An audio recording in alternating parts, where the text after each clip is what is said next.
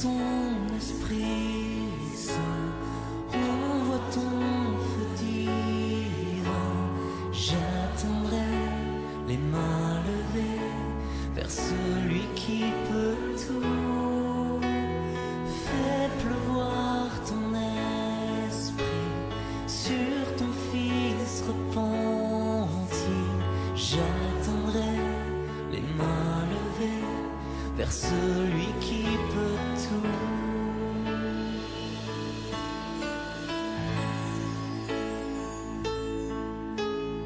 Ouvre les écluses des cieux, tu règnes, fais pleuvoir l'eau de ton saint lieu du ciel. Que ton Esprit Saint souffle en ce lieu, qu'il vienne. Viens Seigneur, envoie sur nous ton feu. Envoie ton Esprit Saint, envoie ton feu divin. J'attendrai les mains levées vers celui qui peut tout. Fais pleuvoir ton esprit sur ton Fils repenti. J'attendrai les mains levées vers celui qui peut tout.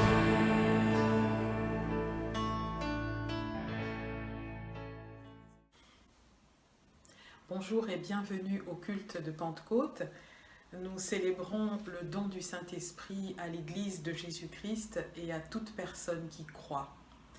À vous tous qui êtes connectés pour suivre le culte en ligne, quel que soit le pays, la ville et quel que soit le moment de la journée où vous vous trouvez, que la grâce et la paix de Dieu soient sur vous.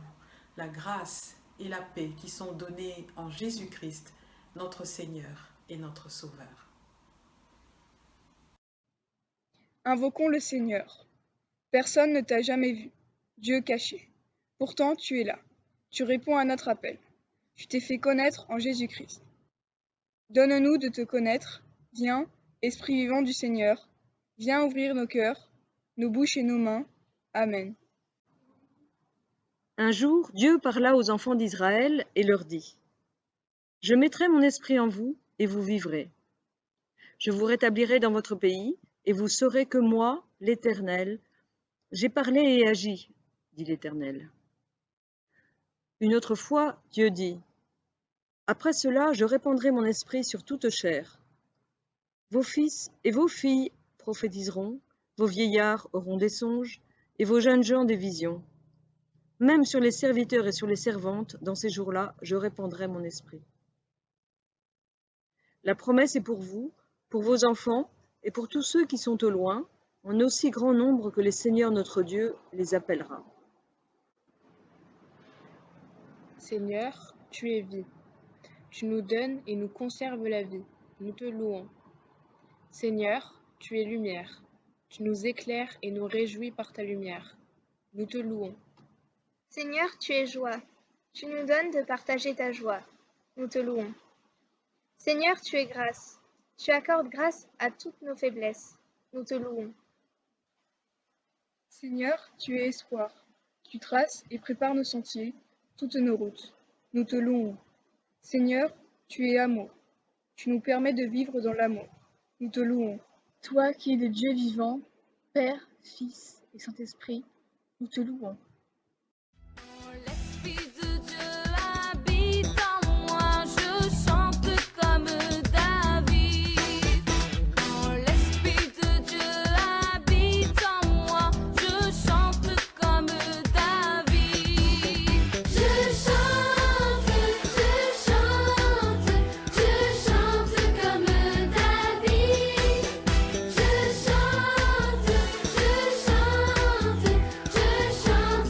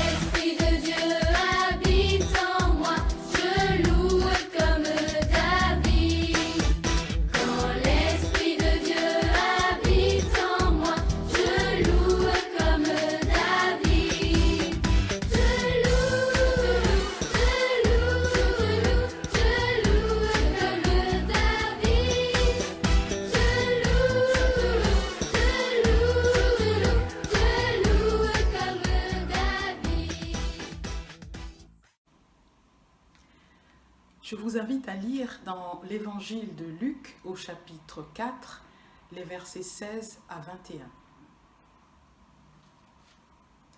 Jésus vint à Nazareth, où il avait été élevé, et il se rendit à la synagogue, selon sa coutume, le jour du sabbat. Il se leva pour faire la lecture, et on lui remit le livre du prophète Ésaïe. Il déroula le livre et trouva le passage où il était écrit « L'Esprit du Seigneur est sur moi, parce qu'il m'a conféré l'onction pour annoncer la bonne nouvelle aux pauvres. Il m'a envoyé pour proclamer aux captifs la délivrance et aux aveugles le retour à la vue, pour renvoyer libres les opprimés, pour proclamer une année d'accueil de la part du Seigneur. » Puis il roula le livre, le rendit aux servants et s'assit. Les yeux de tous dans la synagogue étaient fixés sur lui. Alors il se mit à leur dire « Aujourd'hui, cette écriture que vous venez d'entendre est accomplie. » Réjouissez-vous pour le souffle saint qui brise les chaînes de nos esclavages et nous rend la liberté. Réjouissez-vous, l'Esprit du Dieu vivant pardonne et fait de chaque jour un jour de grâce pour les pécheurs. Réjouissez-vous toujours dans le Seigneur, dit l'apôtre Paul aux chrétiens de la ville de Philippe en Macédoine. Je le répète, réjouissez-vous.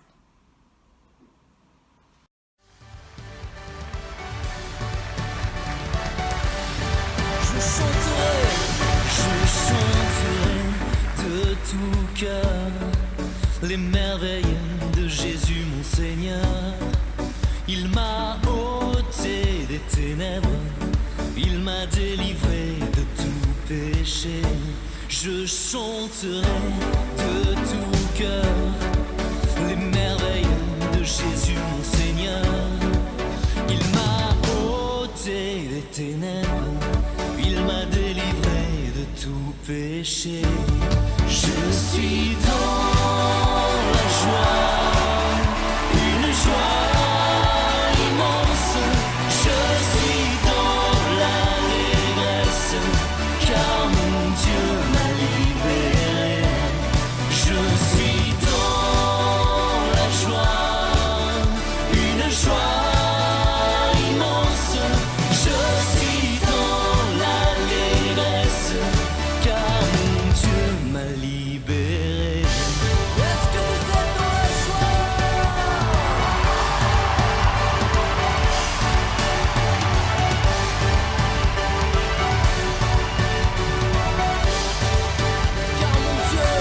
Car mon Dieu est fidèle, il ne m'abandonne jamais. Je n'ai plus rien à craindre, car mon Dieu m'a libéré.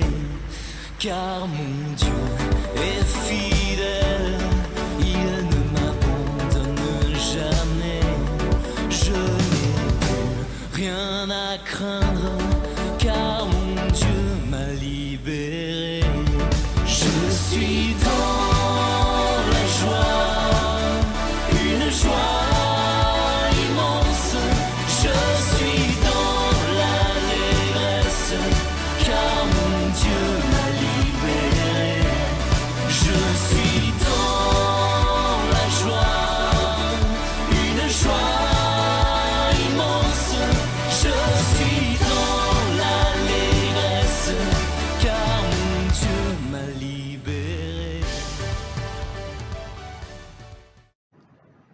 Dieu notre Père, donne-nous de découvrir ta parole, comme Agar aperçoit un puits alors qu'elle languit dans un désert.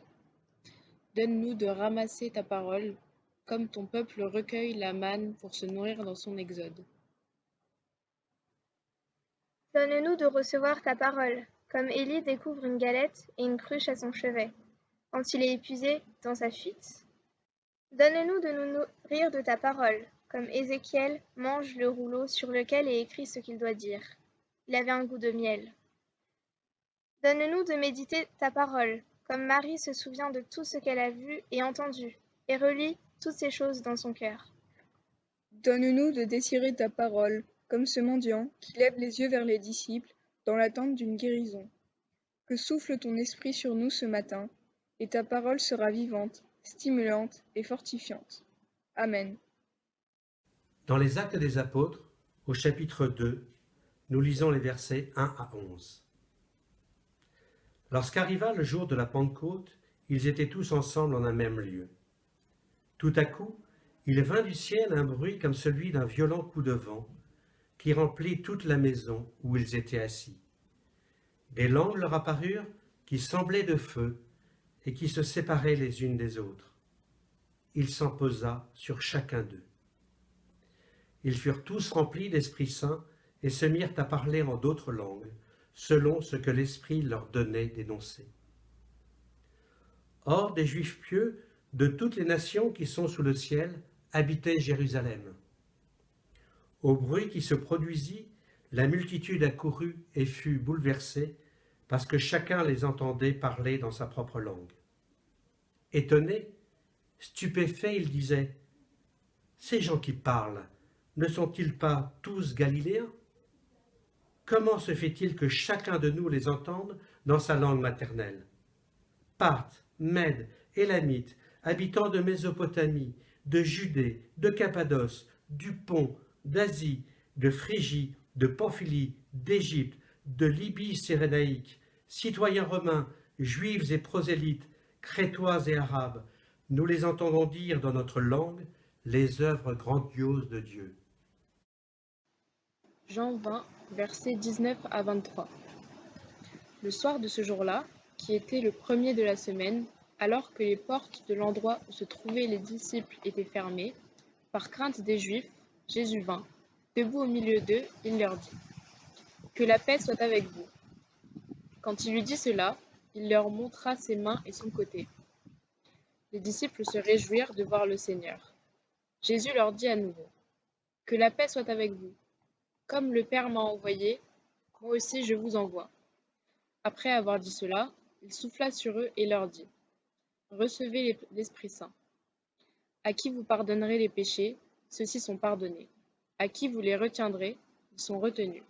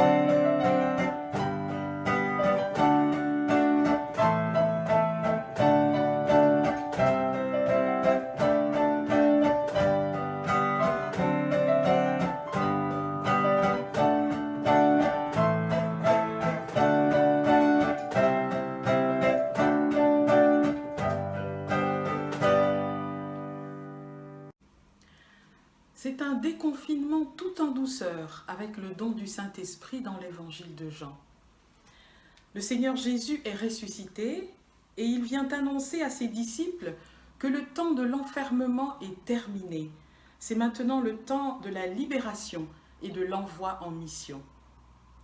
Ils étaient enfermés dans une maison par crainte des Juifs, comme nous avons été enfermés ou sommes encore enfermés chez nous par crainte de l'épidémie de Covid-19. Nous commençons à sortir de nos maisons, nous retrouvons la liberté de circuler, mais c'est une liberté encadrée par des mesures gouvernementales. C'est une liberté encadrée par des décrets, des interdictions, des obligations très contraignantes. On doit porter des masques, on doit se laver les mains, on doit rester à distance des autres, ne plus se faire la bise, ni se serrer la main. On ne peut pas chanter pendant les célébrations religieuses parce que ça pourrait répandre le virus quand nous donnerons de la voix. Et on peut être sanctionné si ces mesures ne sont pas respectées. Dans l'évangile de Jean, la sortie de l'enfermement se passe tout autrement. Au soir de Pâques, le Christ qui vient de ressusciter se montre aux disciples et leur souhaite la paix. La paix pour eux qui sont confinés depuis la nuit terrible de Gethsémani, depuis l'arrestation et la mort du Seigneur. La paix pour les disciples enfermés dans la peur, et on les comprend. Tous ceux qui étaient reconnus comme disciples de Jésus risquaient leur vie, comme l'apôtre Jacques qui fut mis à mort par le roi Hérode, d'après le témoignage de l'évangéliste Luc. Jésus souhaite la paix à ses amis, il souffle sur eux pour leur communiquer le Saint-Esprit et il les envoie annoncer la bonne nouvelle à tous. Il leur dit tout simplement « Allez, vous pouvez sortir sans crainte maintenant. Vous pouvez aller à la rencontre des autres et leur annoncer le pardon de Dieu. » Jésus ne dit pas aux disciples de prendre des mesures de sécurité contre les Juifs. Il ne recommande pas de garder leur distance et d'éviter tout contact avec les Juifs, de peur d'être arrêtés et de subir des représailles. Le Seigneur leur communique simplement le Saint-Esprit et il les envoie, dans la confiance qu'ils obéiront à la parole qu'il leur a enseignée. Le Seigneur donne la paix à ses disciples parce qu'il sait que ce temps où ils ont vécu enfermés et craintifs n'a pas été facile. Dieu sait. Il sait la difficulté de ce temps troublé que nous vivons avec la pandémie de Covid-19. Il sait et il veut nous donner sa paix en Jésus-Christ. Et voici qu'au soir de Pâques, des disciples confinés passent de la crainte à l'apaisement, de la peur à la liberté. Ils passent du besoin de s'enfermer à la confiance au Seigneur qui a brisé toutes les chaînes, y compris celle de la mort. Les disciples du Christ sont donc libres de croire, de proclamer, d'espérer et de partager cette espérance avec d'autres. C'est le déconfinement intérieur. La pensée captive de la peur est libérée. Les disciples peuvent sortir de leurs craintes et vivre librement leur foi.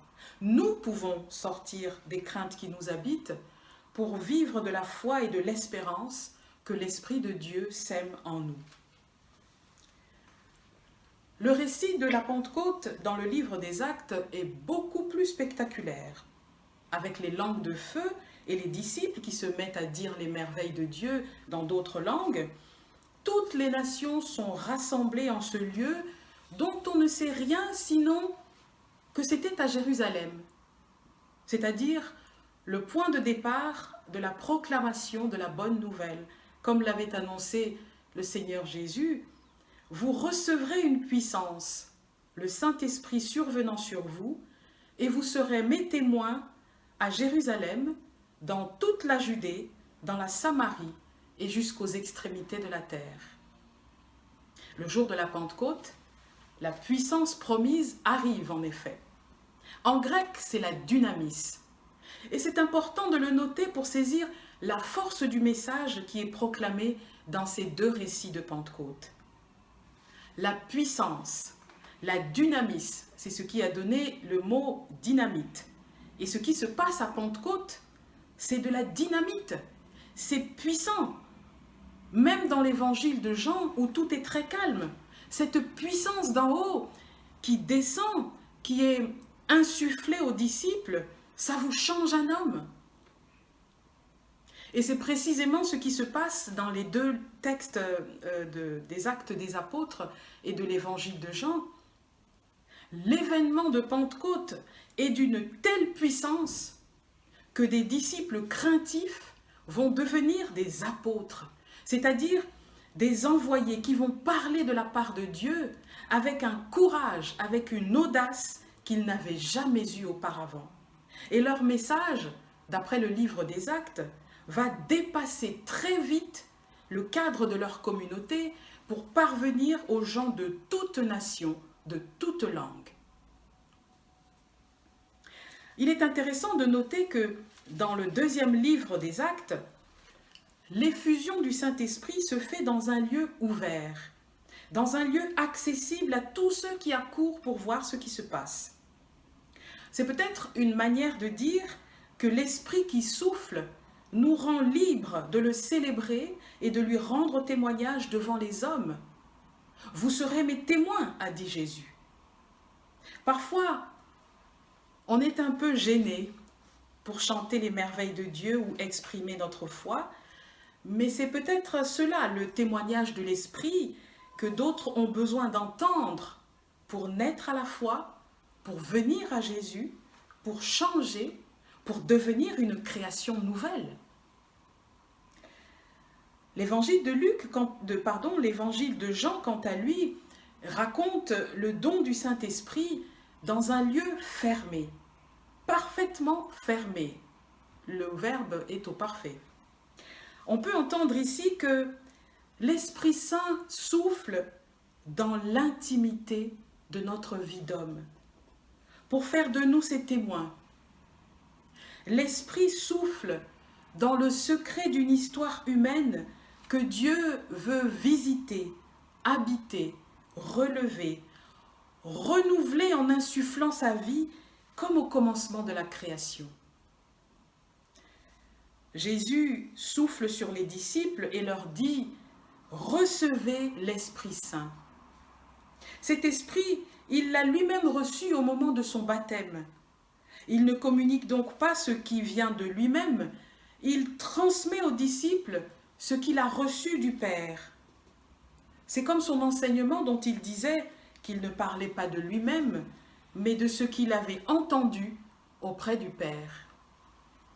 Et c'est très important dans la théologie de Jean de rappeler constamment la communion parfaite entre Dieu le Père et Jésus qui est Dieu, mais qui obéit parfaitement au Père et lui est soumis comme un fils, dans une obéissance fidèle et joyeuse. Cette relation qui unit Jésus à Dieu est celle à laquelle sont invités les disciples. Comme Jésus, ils reçoivent à leur tour l'Esprit Saint et sont envoyés. Par le don de l'Esprit Saint, les disciples entrent dans la communion spirituelle avec le Père. Ils peuvent partager donc avec d'autres la parole du Père telle qu'ils l'ont reçue.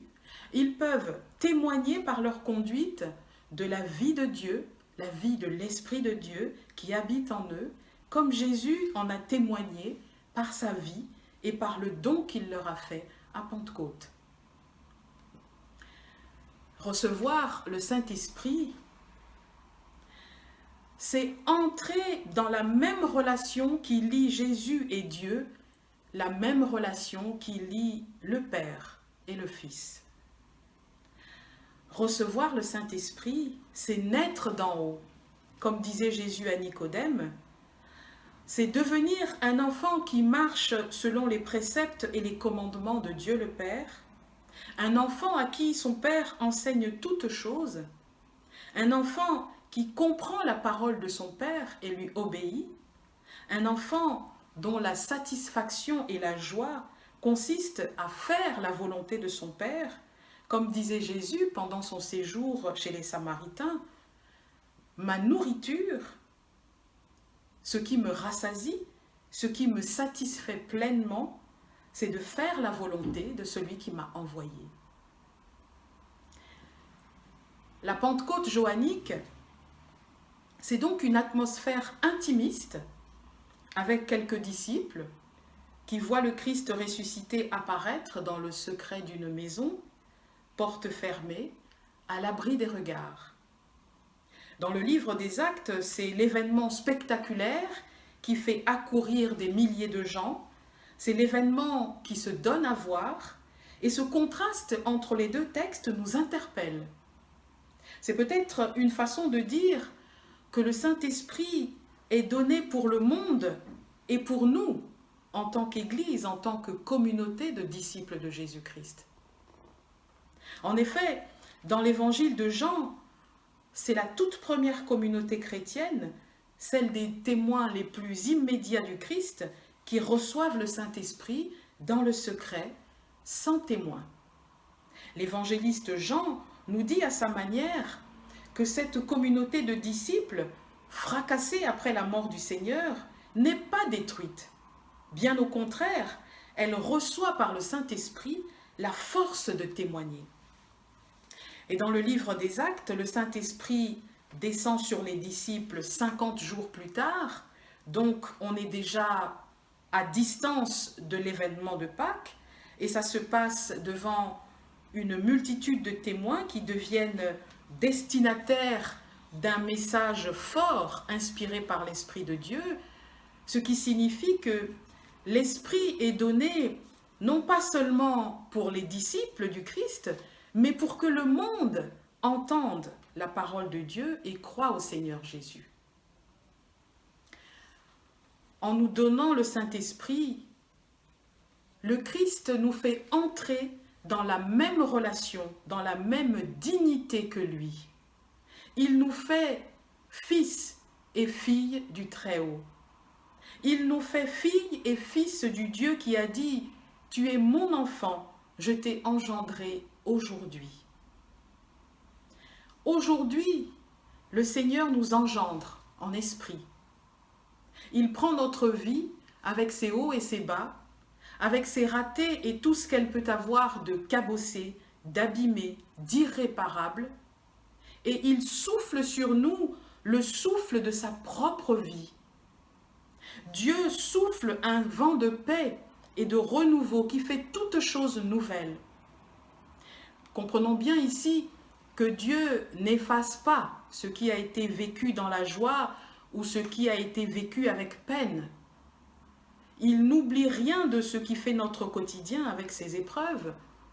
Il ne peut pas oublier ce par quoi nous passons ou sommes passés, parce que c'est le chemin de notre vie d'homme et il le respecte.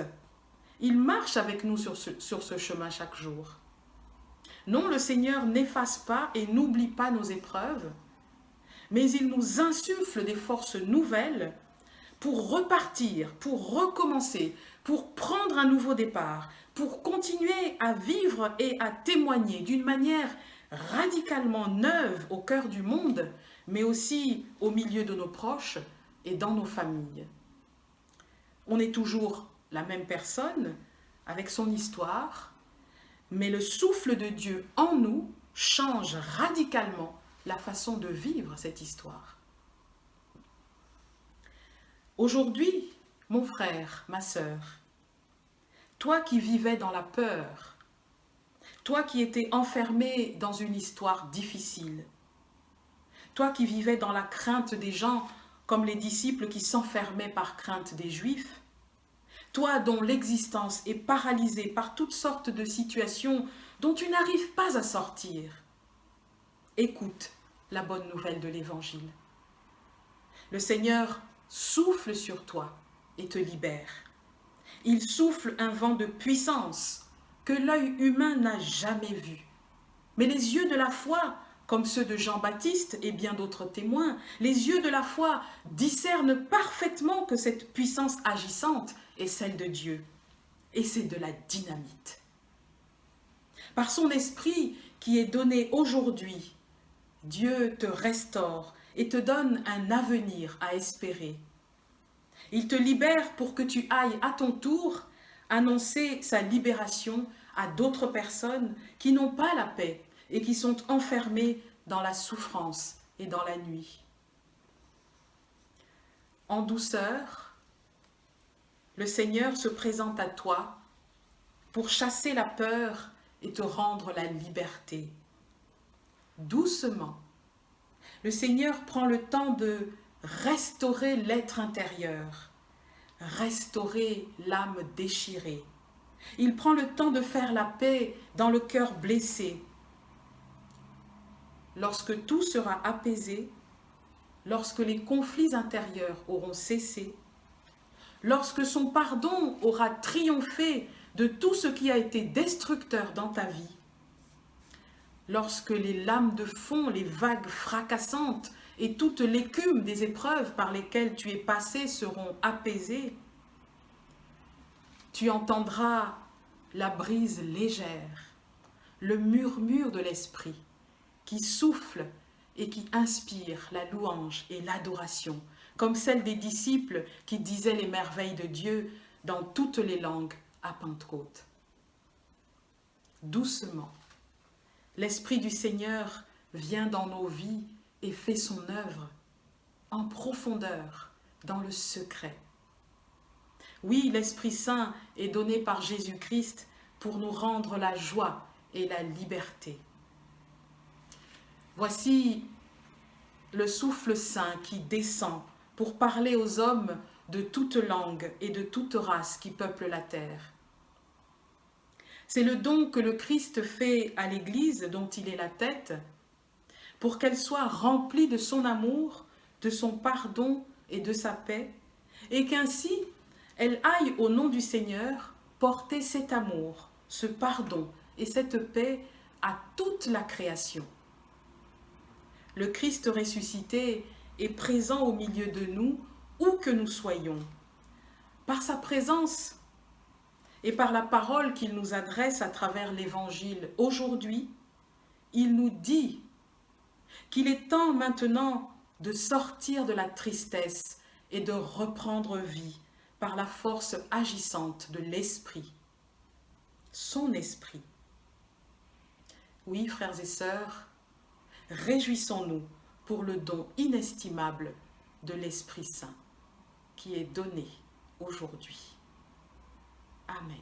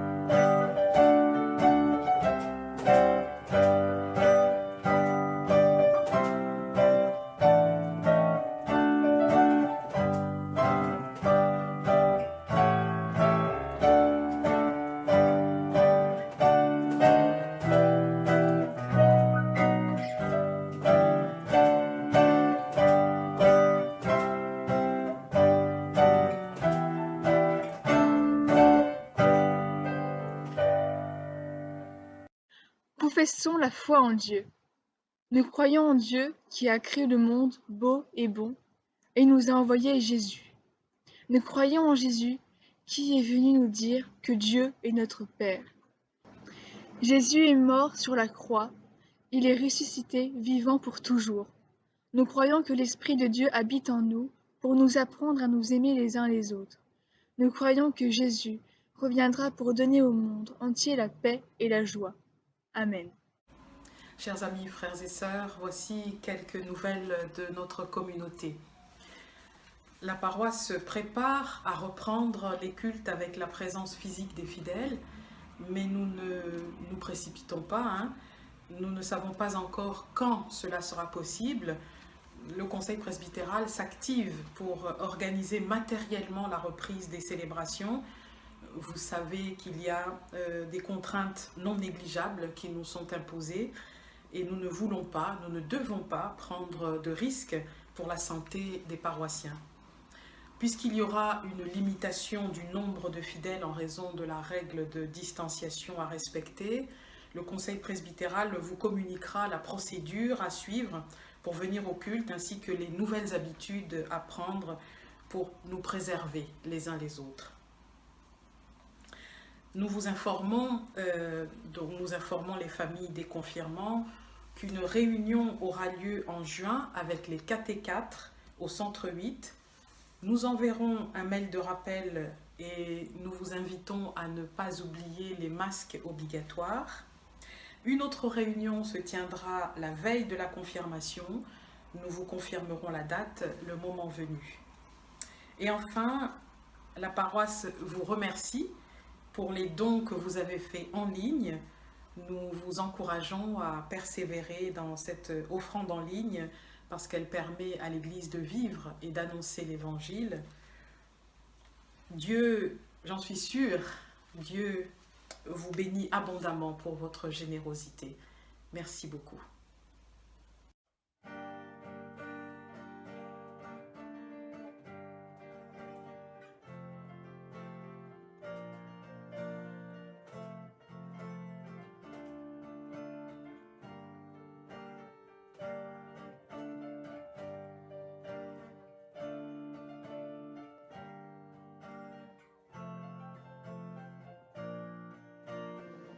Unissons-nous dans la prière d'intercession.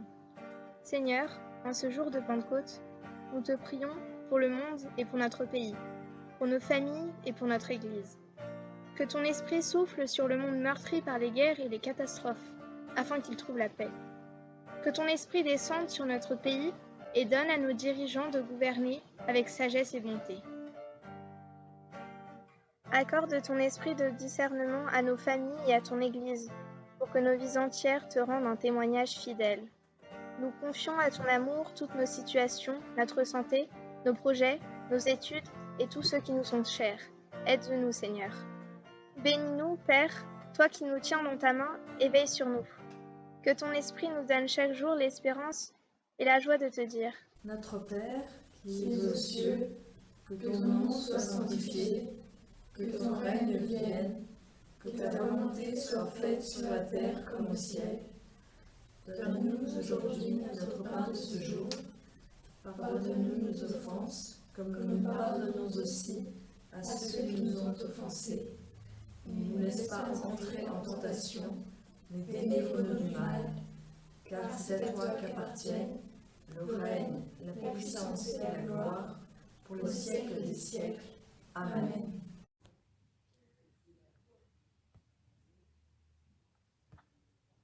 À vous qui allez commencer une nouvelle semaine avec son lot de travail et de charges qui ne manqueront pas de vous épuiser, voici quelques paroles d'encouragement tirées de la Bible.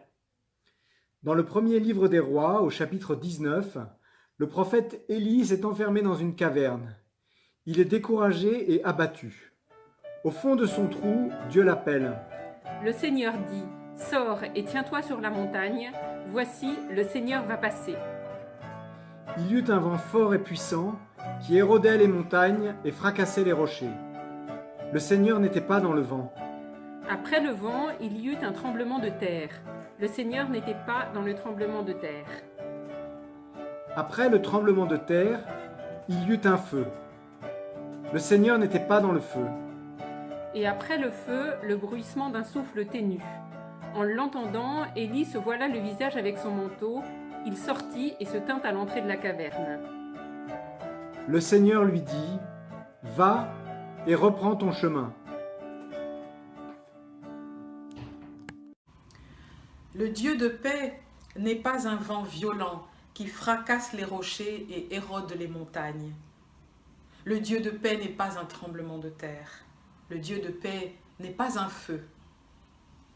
La paix de Dieu est un souffle ténu qui se pose sur ton cœur et apaise tes peurs. La paix de Dieu est un murmure qui rafraîchit ta foi, qui te relève et t'envoie. Que la paix de Dieu soit avec toi pour aujourd'hui et pour toujours. Amen. Je vous souhaite un dimanche de Pentecôte lumineux et joyeux de la joie du Saint-Esprit. Quand le jour de la Pentecôte arriva, les croyants étaient réunis tous ensemble au même endroit.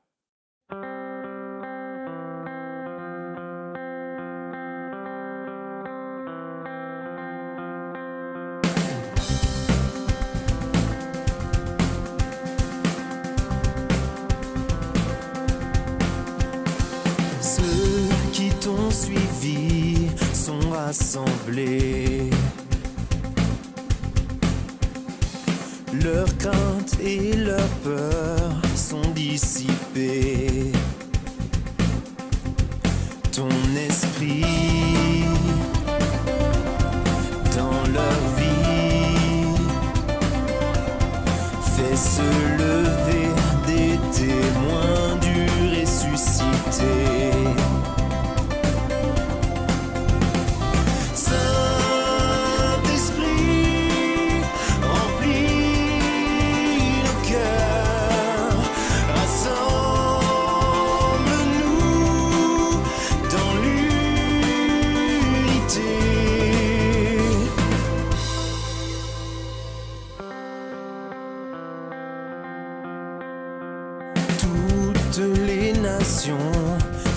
rassemblés.